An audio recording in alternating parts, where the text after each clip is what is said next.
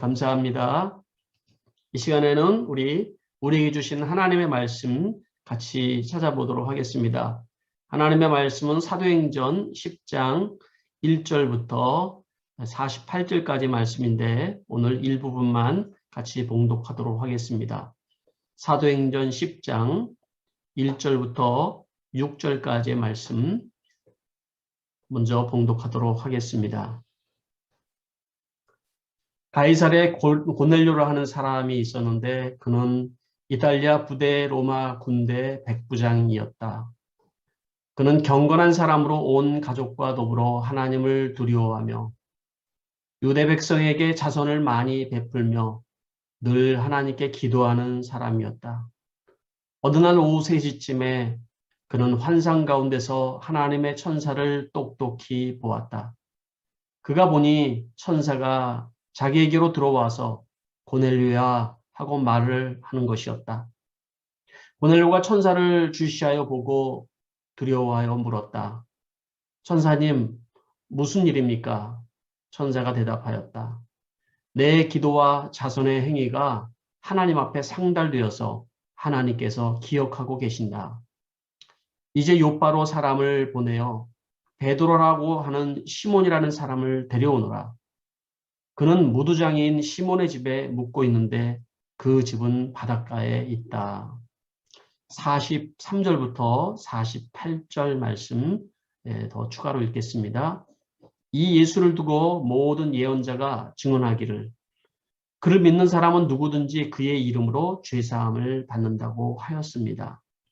베드로가 이런 말을 하고 있을 때에 그 말을 듣는 모든 사람에게 성령이 내리셨다.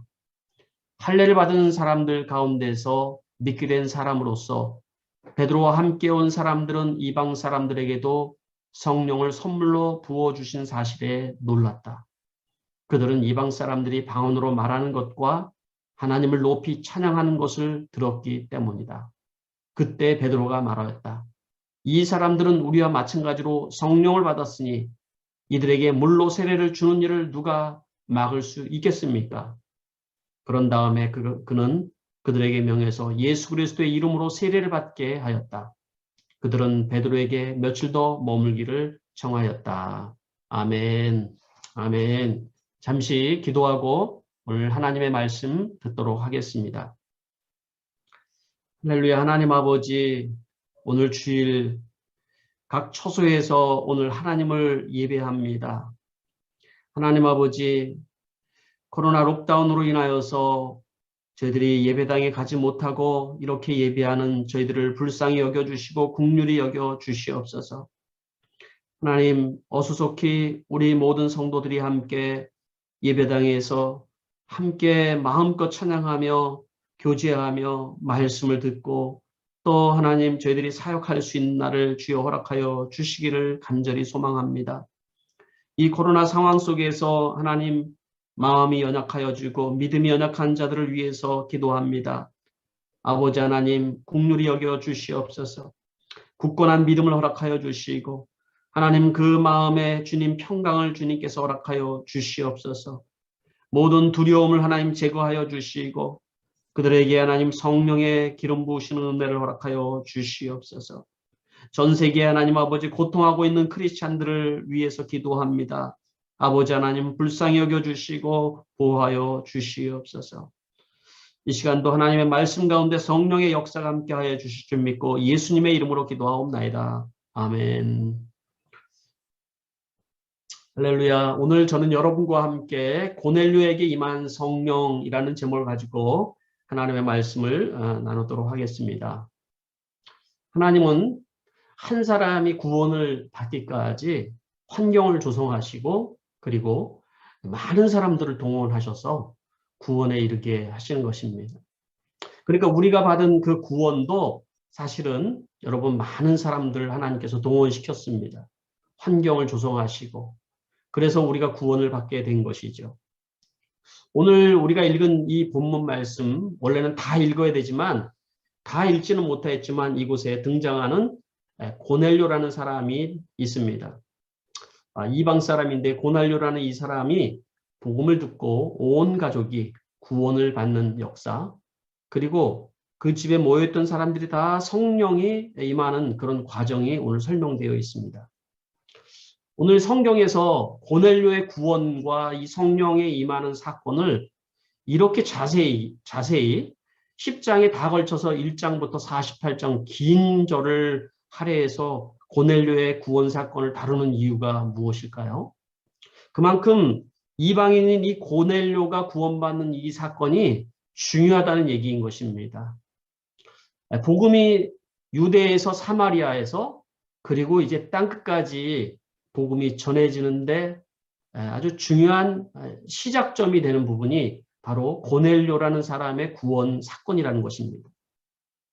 그렇다면 우리가 고넬료라는 사람은 누구인지 한번 우리가 먼저 살펴보도록 하겠습니다. 1절과 2절 말씀에 보니까 고넬료라는 사람은 누구라고 그랬습니까? 이탈리아의 부대의 로마 군대 장관이었다라고 얘기하죠. 그리고 그는 경건한 사람으로 온 가족과 더불어 하나님을 두려워하며 유대 백성에게 자선을 많이 베풀며 늘 하나님께 기도하는 사람이었다라고 얘기를 했습니다.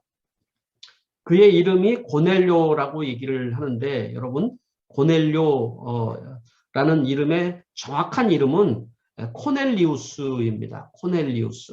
그러니까 우리나라 이제 말의 표현이 고넬료인 것이죠. 코넬리우스.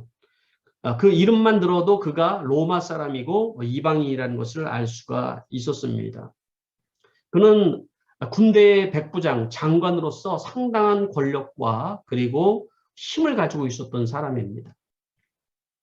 그런데 특이한 점은 뭐냐면 이 사람이 경건한 사람이라고 표현이 되어 있던 것입니다. 그리고 존경받는 사람이고 그리고 하나님을 두려워하는 사람이었다. 이렇게 표현합니다. 하나님을 두려워했다. 그가 베드로를 초청하여서 온 가족이 복음을 듣고 죄사함을 받고 구원받는 사건을 기록하고 있는데요. 이 고넬료라는 사람이 하나님을 두려워했다. 경건한 사람이다. 이런 말이 고넬료가 그렇다고 지금 우리가 이게 읽는 시점에서 고넬료가 구원을 받은 사람이었다는 것을 얘기해 주고 있지는 않습니다. 고넬료는 구원받지 않고 그는 경건한 생활을 하고 있었으며 또한 하나님을 두려워했습니다. 그거는 유대인들을 바라보면서 아마도 막연한 그 두려움이 있었던 것 같아요. 하나님을 믿는 유대인들을 바라보면서 막연한 두려움, 복음을 듣고 경건한 생활을 했던 것은 아니죠. 얼마든지 우리가 복음을 듣지 않고 또 구원받지 않고도 경건하고 선한 일을 하면서 살아갈 수가 있습니다. 바로 고넬료라는 사람이 그런 사람이었던 것이죠. 그걸 어떻게 알 수 있냐면 오늘 본문 여러분들 읽었듯이 성경이 강조해서 얘기하는 부분이 있습니다. 반복해서 얘기하는 부분이 있는데 그는 뭐냐면 그가 하나님을 두려워하는 사람이었다라는 것이에요. 두려워. 여러분 두려워한다는 말이 우리가 하나님을 믿으면서 하나님에 대한 우리 경외함으로 두려워하는 부분도 있지만 막연하게 두려워하는 두려움이 있습니다. 하나님의 존재는 알겠는데 복음을 들어서 두려워한 두려움이 아니라 막연하게 하나님에 대해서 두려운 거죠. 그러니까 말하자면 죄사함을 받지 못한 상태인 거죠. 죄사함 받고 구원받지 못한 백성에게 사람들에게 주어지는 그 막연한 두려움이 바로 이 고넬료에게 있었다라는 얘기인 것입니다. 그가 베드로에게 복음을 듣고 났을 때 뭐라고 얘기하냐면 그가 죄사함을 받고 성령이 그에게 임했다라고 10장 43절에서 44절에서 말씀하는 걸 보고 그가 처음에는 구원받고 경건한 사람이 아니었다는 것을 또 알 수가 있는 것입니다. 저는 신앙생활하는 사람들 중에서도 이렇게 복음을 확실하게 믿고 구원받은 구원받은 것이 아니라 막연한 두려움 속에 살아가는 사람들이 있다고 생각을 합니다. 하나님이 계실 것 같기도 하고 막연한 두려움. 또 믿지 않은 사람들 속에서도 하나님이 계실 수도 있겠다라는 막연한 그런 생각과 그런 가운데 혹시 내가 죽으면 라는 이런 막연한 두려움 속에 살아가는 사람들이 많이 있다는 것입니다. 바로 이 고넬료라는 사람이 그러한 두려움 속에서 경건한 삶을 유지했다는 거예요. 그래서 그는 선한 일을 합니다. 어떻게 해서든지 자기의 어떤 행위나 자기의 노력으로 어떻게 보면은 이런 이 두려움을 없애보려는 그런 노력이었을 수도 있겠습니다. 그런데 하나님은 이런 고넬료와 같은 사람들을 아주 주시하여서 보신다라는 것입니다. 그 얘기가 뭐냐면 시편에 보면 이런 말씀이 있습니다. 아주 귀한 말씀인데요. 제가 축약해서 이렇게 썼습니다. 어리석은 사람은 마음속으로 하나님이 없다 하는구나. 많은 사람들이 하나님의 존재를 부정하고 살아갔죠. 그렇지만 그 뒤에 나오는 말씀, 주님께서는 하늘에서 사람을 굽어보시면서 지혜로운 사람이 있는지 하나님을 찾는 사람이 있는지를 살펴보신다라고 얘기를 하고 있습니다. 시편 14편 1절에서 2절 말씀이죠. 그러니까 지혜로운 사람들은 뭐예요? 하나님이 존재하시는구나. 이렇게 인정을 하는 거예요. 그리고 하나님을 찾는 거예요. 이게 지혜로운 사람이라는 것이죠. 근데 하나님은 뭐라고 그랬습니까? 이렇게 하나님을 찾는 사람이 있는지를 두루 살피신다라고 말씀하시는 것이죠. 저는 이 고넬료가 어떻게 해서 구원을 받았냐면 바로 고넬료는 바로 하나님을 찾는 사람이다 이렇게 얘기를 하고 싶어요. 하나님을 찾는 사람. 그러니까 복음을 아직 듣기 전이지만 하나님을 찾는 사람. 여러분 우리가 신앙생활하는 사람 중에서도 아직 복음을 확실하게 믿지 못하고 하나님을 찾는 사람들도 있습니다. 또 교회 다니지는 아니지만 하나님을 찾는 사람들이 있습니다. 그런 사람들이 예수를 믿고 구원받고 성령 받는 그런 일이 있을 수 있도록 사실 우리가 가이드 역할을 잘 해야 되는 것이 있죠. 근데 바로 이때 고넬료에게 하나님은 천사를 보내서 고넬료에게 환상 가운데 말씀하십니다. 그게 사도행전 10장 3절에서 6절 말씀에 나오는 말씀이죠. 어느 날 오후에 환상 가운데서 천사의 모습을 똑똑히 봅니다. 그리고 고넬료에게 하는 말씀을 하나님의 말씀을 전달받습니다. 그게 뭡니까? 고넬료가 천사를 주시하여 보고 두려워서 물었죠. 여전히 두려워하고 있어요. 그죠? 천사님 무슨 일입니까? 천사가 대답했는데 내 기도와 자선 행위가 하나님 앞에 상달되어서 하나님께서 기억하신다. 그렇게 얘기를 했죠. 하나님이 기억하신. 이제 요바로 사람을 보내 베드로라 하는 시몬이라는 사람을 데려와라. 그가 무두장이인 시몬의 집에 묵고 있다. 이렇게 말씀을 하고 있는 거죠. 고넬료는 이 말씀을 듣고 바로 자기 휘하의 세 사람을 바로 이제 베드로에게로 보냅니다. 고넬료가 사는 곳은 이제 베드로가 있는 곳에서부터 거리가 좀 있는 곳입니다. 고넬료는 가이사라에 살고 있고 또 베드로는 지금 어디에 묵고 있습니까? 요바에 있죠. 거리가 40km에서 한 50km 되는 거리입니다. 짧은 거리는 아닙니다. 베드로가 이제 한번 베드로의 쪽으로 카메라를 옮겨서 한번 이렇게 한번 봅시다. 베드로. 지금 이제 고넬료에서 고넬료가 보낸 사람이 지금 열심히 말을 타든가 마차를 타든가 아니면 걷던가 해서 지금 베드로에게로 가는 중입니다. 그때 이제 성경은 베드로에게 이제 카메라를 옮겨서 베드로의 상황을 보여줍니다. 베드로가 지금 무두장이의 집에 있다. 사도행전 10장 6절 말씀에 그렇게 얘기하죠. 그는 무두장인 시몬의 집에 묵고 있는데 그 집은 바닷가에 있다. 왜 이런 표현을 했을까요? 요바에 있는 것은 우리가 지난주에 들었기 때문에 알아요. 요바에 간 이유가 다비다가 살아난 사건이 있죠. 그 다비다 때문에 요바에 갔습니다. 근데 그 요바에서 베드로가 돌아가지 않고 바로 무두장이인 시몬의 집에 머물고 있다는 거예요. 이 부분도 우리가 주시해서 보여야 될 부분이 뭐냐면 무두장이라는 말이 뭘까요? 무두장이는 동물의 가죽을 만들어서 제품을 만드는 사람을 무두장이라고 얘기를 하죠. 그죠? 그러니까 여러분 베드로가 무두장이 집에 거했다라는 이런 표현 속에서 베드로는 지금 당시에 굉장히 천대받고 그리고 그 무시받으면서 살아갔던 이 무두장이 집에 들어갔다는 것은 그가 생각의 어떤 편견이나 이런 것 없이 신분의 어떤 차이 없이 그와 그에게 복음을 전했다 뭐 이렇게 표현을 할 수 있는 것입니다. 유대 사람들은 무두장이 바로 이제 이 사람을 왜 그렇게 이제 싫어할 수밖에 없냐면 율법에 죽은 시체를 만지면 안 되거든요. 율법에. 그런데 무두장이라는 사람들은 뭐냐면 죽은 시체에 가죽을 벗겨서 그 가죽으로 제품을 만드는 사람인 거예요. 그러니까 유대 사회에서 이 무두장이는 그냥 바닷가, 뭐 지금은 바닷가가 좋은 데일지 모르지만은 아무도 살지 않는 그곳에서 홀로 이렇게 가죽으로 제품을 만들어서 살아가고 있는 거예요. 사람들은 그 무두장이를 부정한 사람이라고 생각하는 거죠.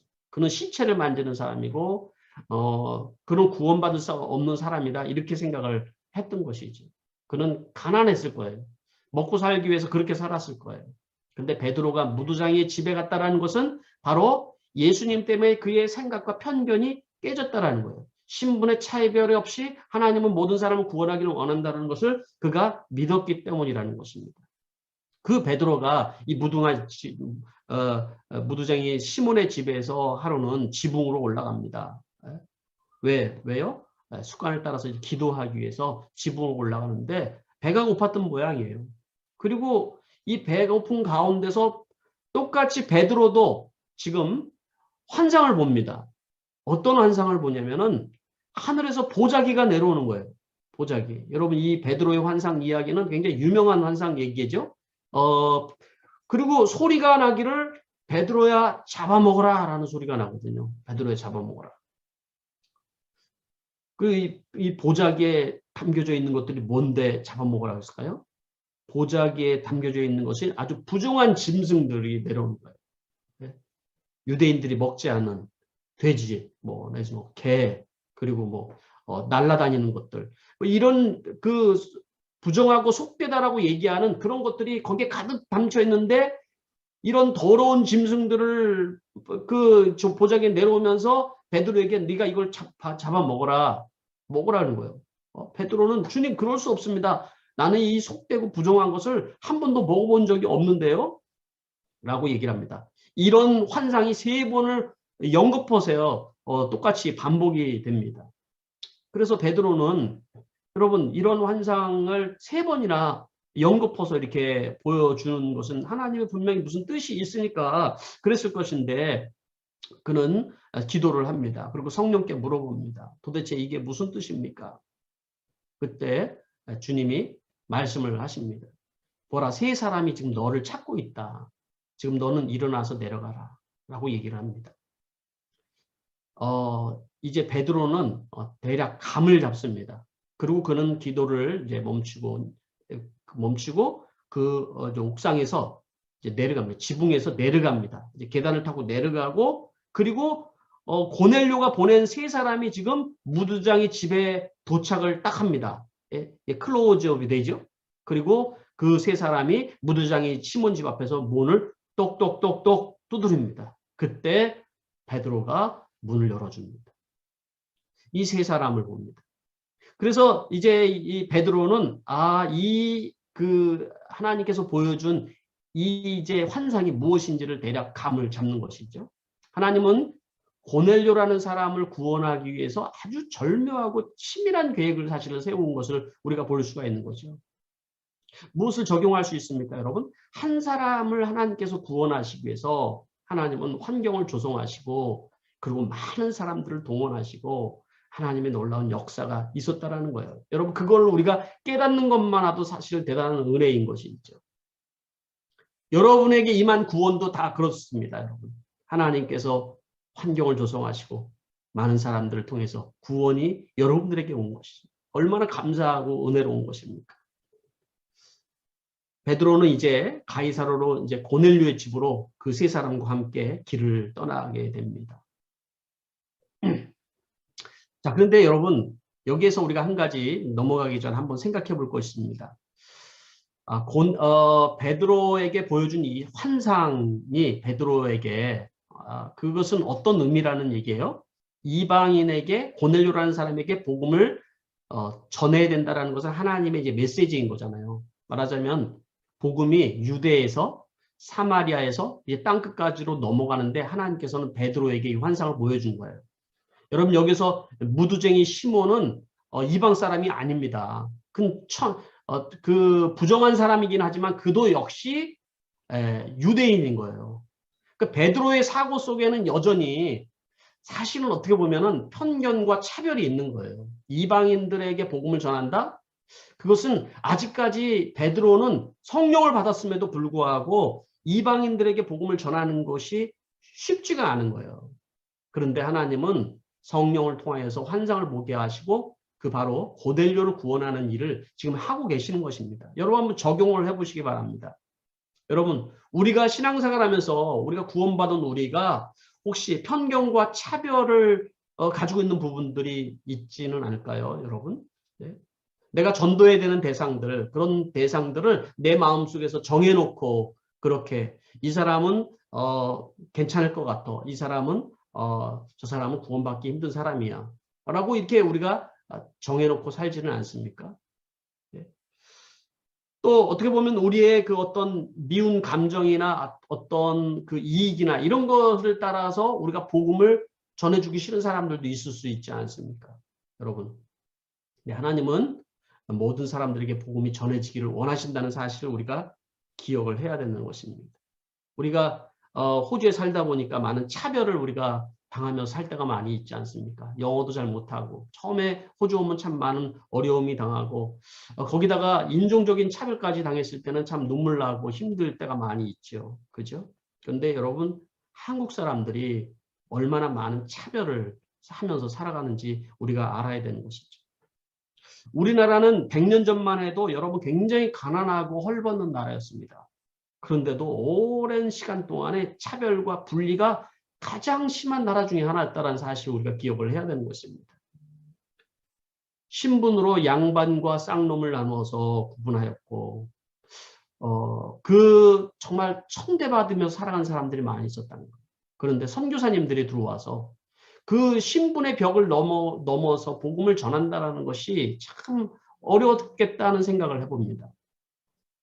예, 우리 그 역사의 복음이 전해지는 그 과정 속에서 사무엘 무오라는 선교사님이 계십니다. 이 사무엘 무오 선교사님이 복음을 전하는 데 있어서 있었던 일화입니다.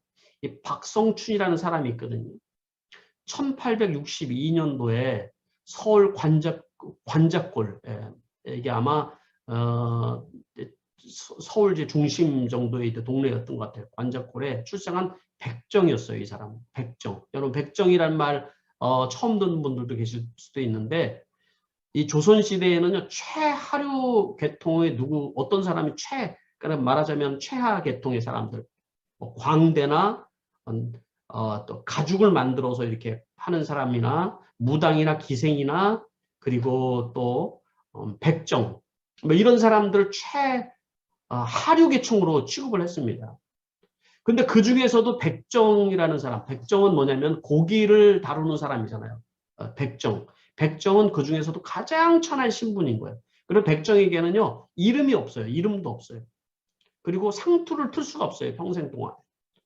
인구조사에서도 도리어 제외가 됐어요. 백정은 사람 취급을 하지를 않는 것이죠. 그런 아주 정말 힘들게 대를 이어서 살아가는 사람들이 이게 백정이었는데 이 박성춘이라는 사람이 그런 사람이었다라는 거예요. 이 사람이 1894년도에 이 조선 땅에 장티푸스 전염병으로 장티푸스 콜레라가 창궐을 합니다. 서울에서 하루에 얼마나 많은 사람들이 죽어나가냐면 300명씩이나 죽어나갔대. 기록에 의하면.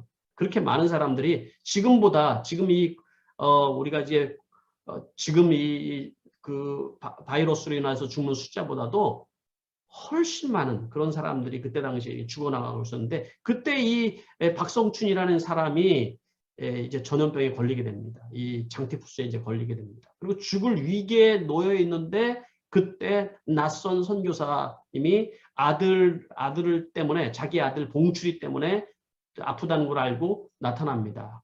그 사람이 누구였냐면 당시에 곤당골 교회를 심호하는 선교사로 와서 있는 사무엘 무오 선교사였습니다. 그리고 사무엘 무오 선교사님이 바로 당시에 고종 황제의 주치의였던 바로 올리버 에비슨이라는 선교사님을 동반해서 찾아옵니다.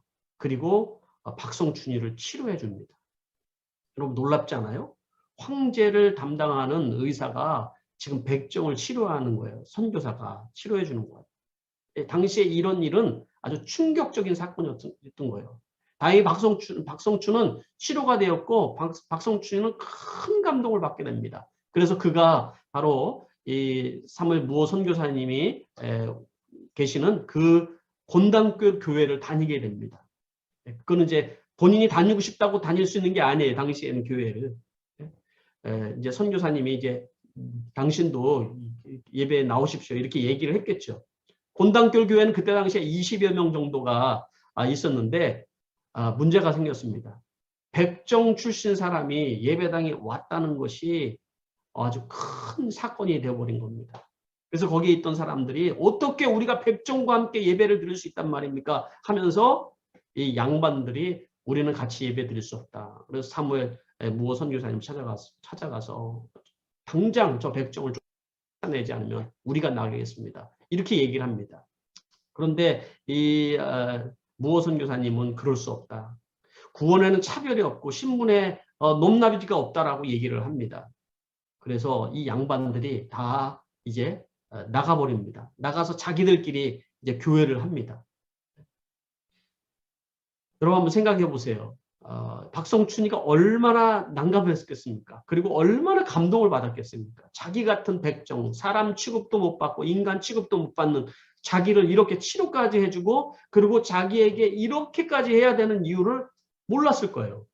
그래서 이 박성춘이는 열심히 전도를 합니다. 신앙생활을 하면서 세례를 받습니다. 온 가족이 교회를 다니고 그리고 서울 시내에 있는 그런 백정들을 다 전도를 합니다. 백정들끼리 그 네트워크가 있었던 것 같아요. 그래 백정들을 다 불러서 그 이제 곤단골 교회가 백정들로 넘쳐나기 시작합니다. 심지어는 더 멀리서도 백정들이 야, 이 선교사님이 우리 백정 같은 사람을 사람 취급을 해준다 해가지고 예배를 하기 위해서 몰려들기 시작합니다. 그리고 곤단골 교회가 부흥하기 시작을 하는 거예요. 나중에는 이제 나갔던 양반들이 회개를 하고 다시 돌아와서 이 교회가 같이 다시 하나가 되어지는 사건이 생깁니다. 성령의 은혜인 것이죠. 그래서 그 교회가 지금 인사동에 있는 바로 승동교회인 것입니다. 승동교회. 그런 역사적인 사실이 있는 것이죠. 박성춘은 그의 아들 박봉출이가 선교사님의 도움으로 세브란스 그 학교의 1회 졸업생으로 의대를 졸업하여서 최초의 양의사가 됩니다. 예수 믿고 아주 복이 터진 거죠. 박성춘은. 그리고 박성춘이가 그 곤단결교회에서 최초의 장로가 됩니다. 놀라운 역사적인 그런 일들이죠. 여러분 이 이야기가 참 이야기처럼 여러분 들릴지 모르지만 이게 우리가 신앙생활을 우리 선조들이 했던 신앙생활의 모습이었다라는 것이죠. 그 신분과 차별을 넘어서 이 복음이 우리에게 이게 넘어온 거예요. 사실은. 네. 여러분 우리가 신앙생활 할 때는 우리가 지경을 넘어가야 됩니다. 차별과 이 옹졸한 마음들 그런 것이 우리 안에 있지는 않는가 한번 생각을 해봐야 됩니다. 목장 안에서 우리가 교회 안에서 서로 여러 가지 감정과 아주 그런 부분에서 우리가 정말 나의 신앙이 하나님이 보기에 부끄러운 모습은 없는가 한번 우리가 살펴봐야 되는 것입니다. 전 세계적으로 아프가니스탄의 난민들이 정말 많이 생기면서 지금 나라들마다 자기 주변의 국가들이 문을 걸어 잠그고 난민을 받지 못하겠다 뭐 이런 얘기도 하면서 정말 시끄러운 우리가 이 시대 속에 살고 있습니다. 그렇죠? 그런데 이 아프가니스탄에서 이게 탈출하는 사람들이 제가 참 가슴 아픈 얘기를 들은 거는 뭐냐면 대부분이 크리스찬들이 많다라는 거예요. 그 20년 동안 예수를 믿은 사람이 그 아프가니스탄에 참 많이 생긴 거예요, 여러분. 그런데 탈레반이 정권을 잡으면서 그곳에서 신앙생활하던 사람들이 이제는 예수를 믿으면 죽는 거예요. 그러니까 어떻게 해서든지 탈출하려고 하고 어떻게 해서든지 나가려고 하는 것이죠. 근데 이제 문이 닫혔지 않습니까? 제가 이 영상을 보니까 이제 사람들이 이제 육로를 통해서 이제는 탈출을 하는데 그 육로가 길이 최고로 7,000km를 걸어가야 된다고 합니다. 네? 그 자기 나라를 그 산을 넘고 산을 넘고 그렇게 해서 또 다른 나라로 들어가서 그렇게 해서 이제는 들어가면은 살 수 있는 게 아니라 또 추방당하는 또 추방당. 이런 서름 속에서 크리스찬들이 지금 당하는 그런 아픔들이 굉장히 많은데 참 안타까운 생각이 많이 듭니다. 여러분 하나님께서 우리 구원을 베풀어 주시기 위해서 우리 손을 내미는데 우리가 정말 선교사님들 통해서 또 그런 믿지 않는 사람들에게 이 복음이 전해질 수 있도록 우리가 참 최선을 다해서 우리도 기도하고 노력해야 될 거라는 생각합니다. 고넬료에게 이게 전해진 복음, 고넬료에게 복음이 전해집니다. 이제 베드로가 이제 여러분 카메라는 다시 이제 베드로가 고넬료의 집에 도착을 하는 거예요. 카메라가 이제는 그 도착 장면을 클로즈업해서 보여주고 있습니다. 사도행전 10장 24절에서 25절 말씀 보니까 그 다음날 베드로는 가이사랴에 이제 들어간 거예요. 고넬료는 자기 친척들과 가까운 친구들을 불러놓고 그들을 기다리고 있다가 베드로가 들어오니까 마중을 나가서 그 발 앞에 엎드려서 절을 했다라는 거예요. 네, 여러분 유대인 앞에 이 로마의 장군이 절을 했다라는 거예요. 참 놀라운 사건이죠. 어떻게 보면은 그렇죠. 그런데 참 그는 존경받을 만한 사람인 거예요. 참 어떻게 보면은. 그리고 베드로가 이제 설교하기 전에 그들에게 이제 깨달은 것을 얘기를 해줍니다. 사도행전 10장 28절 말씀을 보니까 그들에게 말했다. 유대 사람으로서 이방 사람과 사귀거나 가까이 하는 것이 불법이라는 것을 여러분들도 아시죠? 불법이었다는 거예요. 이방 사람과 그렇게 생각하며 살아가는 거예요. 이방 사람들도 저 사람들은 우리랑 가까이 하지 않는다. 이렇게 살아갔던 거예요. 하나님이 나에게 사람을 속되다거나 부정하다거나 하지 말라고 지시하셨습니다. 베드로도 깨달은 거죠. 그리고 10장 35절을 보니까 나는 참으로 하나님께서는 사람을 외모로 가리지 아니하는 분이시고 어느 민족에 속하여 있든지 다 받으신다는 것을 깨달았습니다. 얼마나 은혜로운 말씀이에요, 여러분. 여러분 한국 사람만 하나님이 사랑하는 것이 아니라 저 중동 사람들도 사랑하고요.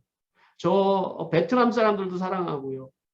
저 무슬림에 있는 사람들도 사실 하나님께서 사랑하시는 거예요. 베드로가 그 가족들, 그의 가족들과 친척들을 다 베드로 고넬료가 모아놓고 거기에서 이제는 그 베드로의 말씀을 듣는 거예요. 무슨 말씀을 할까? 베드로가 무슨 말씀을 했을까요? 여러분 무슨 말을 했을까요? 예, 복음을 전하는 거죠. 고넬료는 하나님을 찾는 사람인 거예요. 하나님은 요 상황을 만들어 놓은 거예요. 복음을 들을 수 있도록. 그리고 베드로는 이제 복음을 전합니다. 그게 사도행전 10장 56절에서 43절까지 길게 되어 있는데 제가 아주 축약을 해서 이런 말씀을 전했어요. 자, 제가 축약한 말씀 한번 읽어드릴게요. 예수님은 이 땅에서 마귀에게 억눌린 자들과 모든 병자를 고쳐주셨습니다. 그리고 천국의 복음을 전하셨습니다. 사람들은 예수를 십자가에 달아 죽였지만 사흘 만에 다시 살아나시고 우리에게 나타내 주셨습니다. 모든 예언자가 증언하기로 누구든지 그의 이름으로 죄사함을 받는다고 하였습니다. 이렇게 표현을 하고 있습니다. 이 복음의 말씀을 들은 이 고넬료의 가족과 그리고 사람들은 어떠한 일이 일어났을까요, 여러분? 첫 번째로요, 어떤 일이 일어났냐면 두려움이 사라졌다라는 거예요. 두려움이. 오늘 10장 43절 말씀에 그를 믿는 사람은 누구든지 그의 이름으로 죄사함을 받는다 이렇게 되어 있거든요. 그러니까 고넬료가 복음을 듣고 죄사함을 받은 거예요, 여러분. 이 장면이 참 중요한 장면이거든요. 구원을 받은 거예요, 구원을. 고넬료가. 그 전까지는 그는 의로운 사람이고 그리고 경건한 하나님을 두려워하는 사람이긴 하였지만 그는 구원받지는 않았어요. 자기의 죄 때문에 죄사함을 받지 못했으니까 죄 때문에 그냥 막연하게 두려움이 그 안에 있었던 것이죠. 그런데 복음을 듣고 예수님이 나의 죄를 사해 줬고 내가 구원받았다는 사실이 알아졌을 때 그는 그 모든 두려움이 사라져버린 겁니다. 저는 여러분들에게 이러한 복음으로 인한 축복이 여러분들에게 있게 되길 바랍니다. 이런 평강이 여러분들에게 있게 되길 바랍니다. 내 죄가 사해졌다라는 복음을 듣고 바로 예수 그리스도에 인하여서 내 죄가 사해졌다는 사실을 우리가 믿고 살아간다는 것이 얼마나 큰 축복인지를 여러분 알아야 되는 것입니다.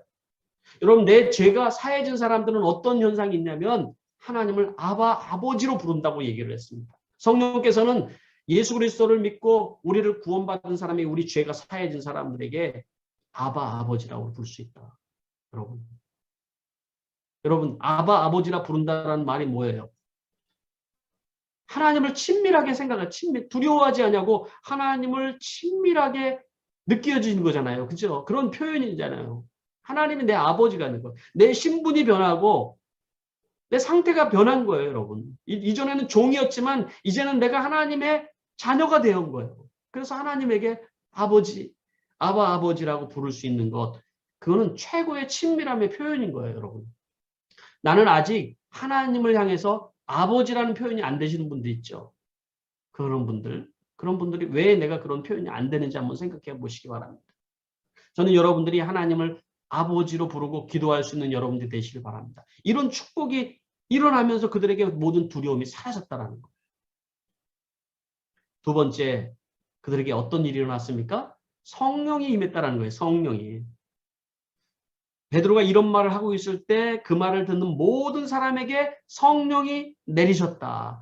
할례를 받은 사람들 가운데서 믿게 된 사람으로서 베드로와 함께 온 사람들은 이방 사람들에게도 성령을 선물로 부어주신 사실에 놀랐다라고 얘기했어요. 성령이 임했다라는 거예요. 성령. 여러분, 복음을 듣는 중에 여러분 이 표현 중에서 복음을 듣는 중에 성령이 임했다라는 표현이 나오지 않습니까? 성령이.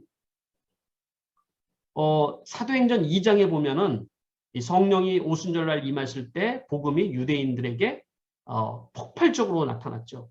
바로 요 사건, 요 사건이 있기 전에 빌립이 사마리아에 복음을 전했을 때 그 사마리아 땅에 어떤 일이 있었어요? 큰 성에 큰 기쁨이 있었다. 그리고 요번에 바로 이 장면, 고넬료가 바로 복음을 듣고 그 성령이 임하였을 때 이제 그가 뭘 하기 시작했다고 그러냐면 방언을 하게 되었다. 이런 얘기를 하고 있거든요.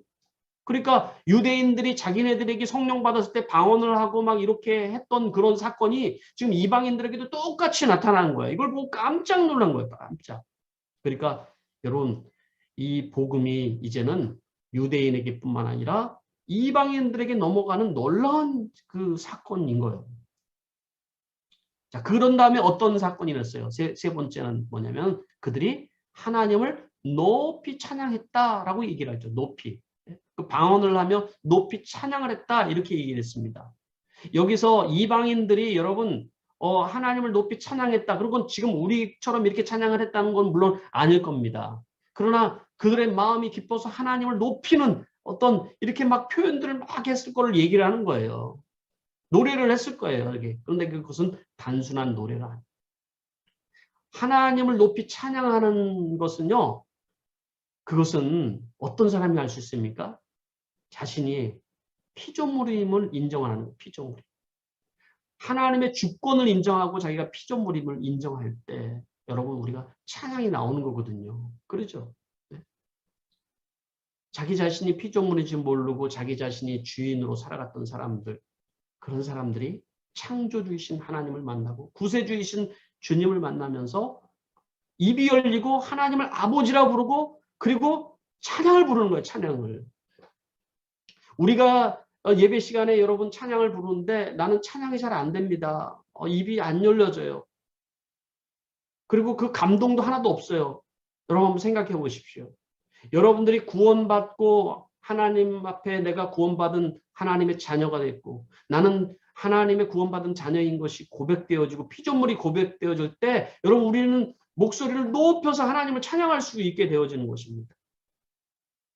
그냥 찬양하는 것이 노래가 아닌 거예요. 어떤 수단이나 어떤 감정이나 어떤 즐거움을 위해서 내가 하는 그런 찬양. 여러분 그러면 내가 어떤 감정이 좋을 때는 참 노래가 나오고 그러지 않을 때는 입을 다물고 있겠죠. 근데 여러분 여기서 우리가 알 수 있는 것처럼 이 고넬료의 가정 사람들이 자기가 구원받은 사실, 자기들 피조물인 걸 고백하는 그런 믿음이 생기는 순간 그들은 목소리를 높여서 하나님을 찬양했다라는 것이죠. 이런 축복이 여러분 어떤 상황과 관계없이 하나님을 찬양하는 그런 놀라운 역사가 여러분들 있어줄 수 있게 되길 바랍니다.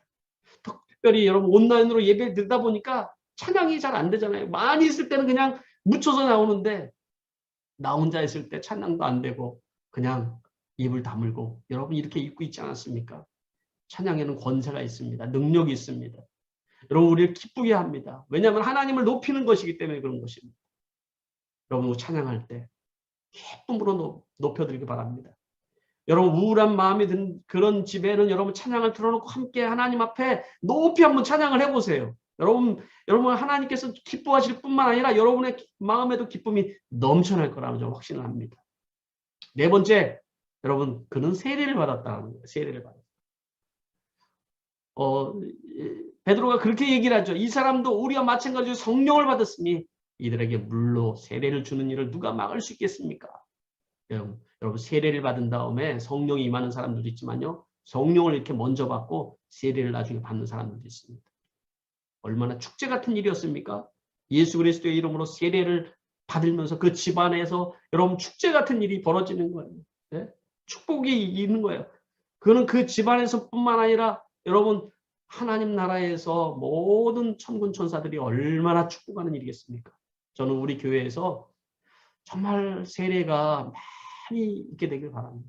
여러분 세례받는 자들의 숫자들이 늘어나고 기하급수적으로 늘어나고 하나님을 높여지는 그런 축복이 있게 되길 바랍니다.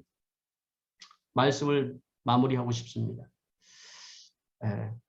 두 가지를 도전하고 싶은데요. 먼저 첫 번째는 하나님을 찾는 사람들이라고 표현하고 싶어요. 하나님 아직 내가 복음을 마음으로 받아들이지 않고 구원받지 못한 사람들. 그러나 하나님을 막연하게 두려워하는 분들. 그런 분들에게는 지금 복음이 필요합니다. 여러분 하나님은 모든 환경과 상황을 조성하시고 그리고 사람을 보내서 여러분들을 구원하시길 원하시는 거예요. 여러분들이 예수 그리스도를 마음속으로 믿고 구주로 영접할 때 하나님께서 여러분에게 성령을 선물로 허락하여 주실 것입니다. 그런 축복이 여러분들에게 되길 바랍니다. 또 이 시간에 이미 하나님을 찾았고 또 여러분 신앙인으로서 하나님의 자녀로 살아가는 분들, 여러분들은 이제는 무엇을 해야 하며 살아야 되겠습니까? 복음을 위해서 여러분 어떤 편견이나 아집을 우리가 버려야 됩니다. 우리 목장은 누구는 와야 되고 누구는 오지 말아야 되고 여러분 이런 것들도 우리가 버려야 됩니다. 여러분 하나님께서 우리에게 붙여주는 사람을 여러분 우리가 정성껏 섬기면서 그가 구원받을 수 있도록 여러분 그 역할을 여러분도 하셔야 되는 것입니다. 이제 하나님이 수정교를 통하여서 여러분의 목장을 통하여서 여러분들 통하여서 놀라운 그 구원의 역사를 이루어 가실 것입니다. 베드로가 행했던 것처럼 놀라운 역사를 이루어 가실 것입니다. 날마다 여러분 성령에 순종하며 복음을 전하는 일에 힘쓰는 여러분 되시기를 부탁을 드립니다. 이 시간에 같이 우리 기도하도록 하겠습니다. 우리 이 시간에 잠시 말씀을 생각하면서 우리 침묵 가운데 먼저 기도했으면 좋겠습니다. 오늘 이 말씀을 들으면서 성령께서 여러분들에게 주시는 음성이 무엇입니까? 여러분들 중에 혹시 하나님에 대한 두려움, 막연한 두려움을 가지고 하나님을 찾는 사람들이 있습니까? 복음이 믿어지고 예수 그리스도를 통하여서 죄사함의 은혜가 여러분들 안에 있게 되길 바랍니다. 죄사함이 믿어지면 여러분 두려움이 사라집니다. 내가 하나님 예수 그리스도로 인한 의인 되었음이 믿어지면 여러분 우리는 두려움이 사라집니다. 이 안에 평강이 여러분이 있게 되는 것입니다.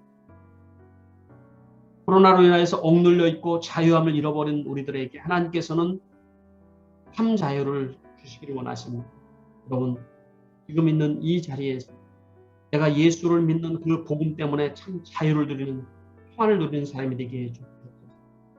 우리 같이 이 시간에 잠시 말씀을 묵상하면서 우리 기도하도록 하겠습니다.